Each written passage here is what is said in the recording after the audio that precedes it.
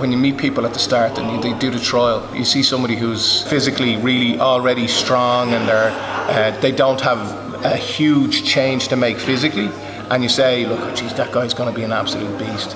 And you see another guy who during the day of the trial is weak and he's really sick, and you kind of feel that you're going to have to drag this guy through.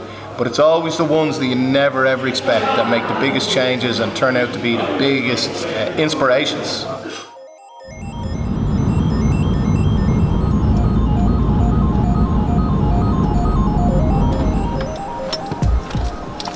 Good morning. Here for Wimp Warrior. Today is always it's one of my favorite days of the season because I get to pick the teams, announce blue versus red, and also announce a couple of the matchups. So they're almost halfway through the season. It's natural that there's a little bit of a dip in enthusiasm halfway through. The training's hard, people's bodies are sore. But today gives them a boost to get to see, get an idea of who they're going to be competing against. And like I said, teams are announced, and it just revitalizes and gets the energy going again as we approach the final 10 weeks of training. So it's going to be a good day.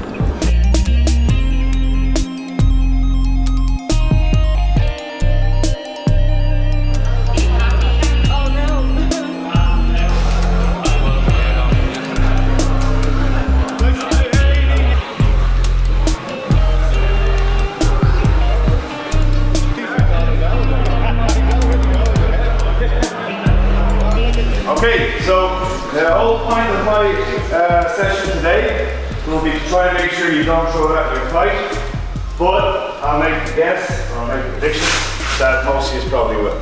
Okay? So the thing about fighting, for my beautiful assistants here, it obviously starts on the feet and it starts here, and at some stage you're going to want to punch your partner in the face. Okay? Even if it's just to get into a grappling stage and take them down, you're more leaning towards grappling. The problem is crossing this distance. It's getting from here to here and landing a shot without being hit and then getting back out. And what you just did there is going to be very, very common. Some sort of leap in, throw a punch, or a 1-2, or more likely, something like this, if it's your first fight. And that will get you in trouble. And the reason is that the minute I make my move, he'll move back just a little bit, my hand will be slightly short, and then you'll either be on the end of the shot, or if he's a grappler, maybe he's going to try and take you down. So what we're going to do, there's a few different ways of avoiding that. I'm going to focus today on the double jab. Just have a little pause. So it does double jab, very, very simple.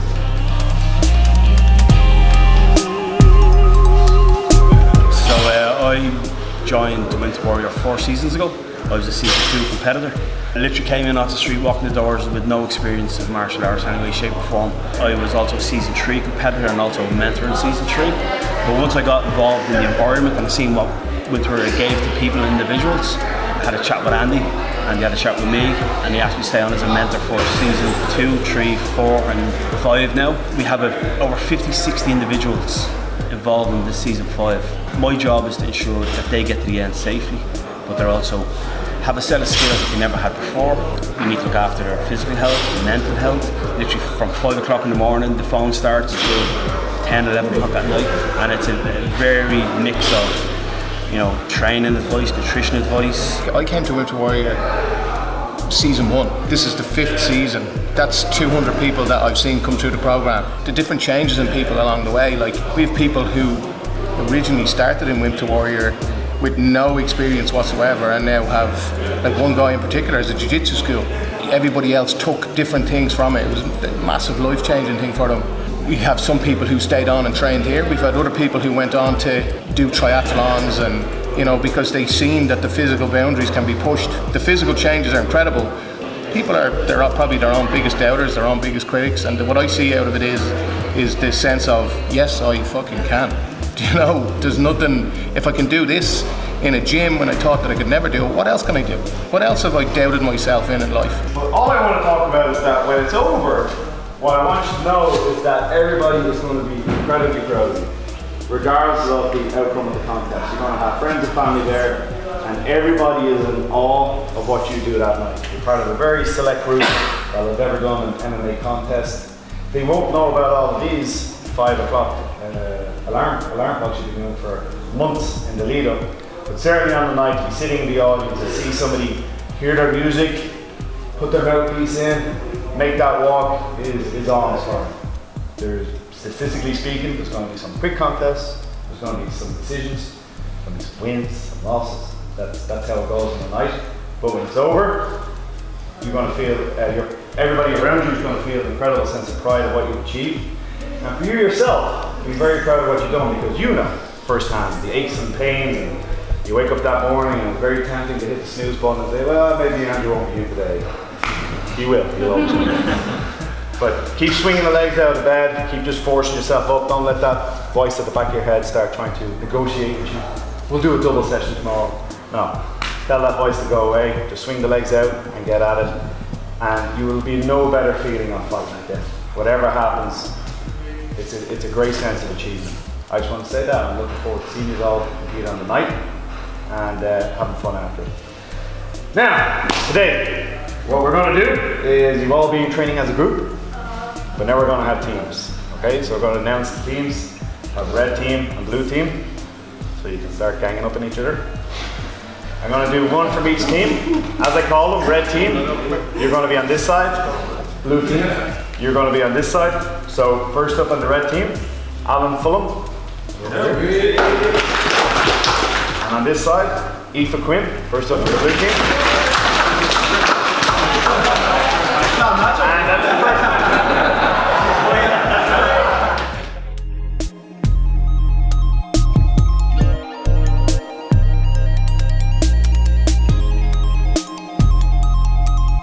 You'll be squaring up against, from the red team, Hannah Maher.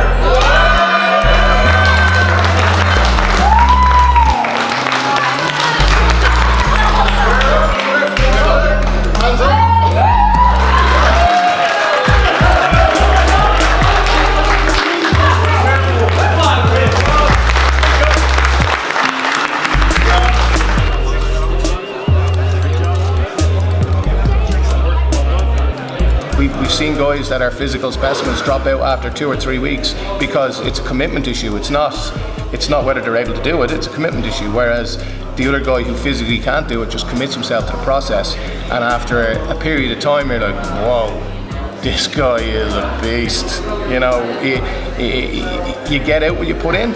You know, I'm a firm believer of it. You know, you turn up, do the work, leave, turn up again tomorrow. I remember John said once, those who turn up, those who win. It's not coincidence. And you see these guys who consistently make the sessions, and you probably wouldn't have had the highest of hopes for them at the start, and they just blow your mind. They just blow your mind in terms of they're changing their mentality, they're changing them physically. The energy nearly radiates off them at the end. You know, you can, if you were to put the person they were when they came in versus the person that they are when they leave, you know, they're almost unrecognisable. In terms of their demeanour, like obviously, you know, your face never changes, you know, but their demeanour is different. You know, they walk in with their shoulders down and they leave 20 weeks later with their shoulders back. I'm proud of their achievement, and hopefully the lessons they learn here they can take away and they can continue on their martial arts journey, or they can use what they've learned here to, you know, push into different walks of life, because, you know, ultimately it's a discipline thing you learn, probably more so than as much as the skill level. It's the discipline. Once you can do that, they prove themselves they can do it. There's no reason why they can't do it anywhere else, whether that's professionally, work-wise, or again in another program, whether long distance running or football or whatever. People push themselves physically. You're going to see changes in their structure. They're going to lose weight, they're going to add muscle. You're going to see them walk differently. Their chest is out, their shoulders are back, and they just look differently. But it's the mental change you see. You'll see people walking in the gym here on trial day, and their head is down. They're not talking to people. They're very introverted. You can see they lack a bit of confidence. You talk to that same individual 10 weeks, 11 weeks, 12 weeks into the program, you're talking to an individual who is beaming with confidence. They have self-belief. They're changing things about their lives that they never thought they'd ever change. And they're becoming from ordinary people to extraordinary people by doing an extraordinary thing. So the mental change in people is phenomenal. Like, if you were to ask a person walking off the street, do 10k run, they're going to give you that look. If I say to these guys now, we're going for a 20k run tomorrow, let's go. You don't get any grief. So the mental changes.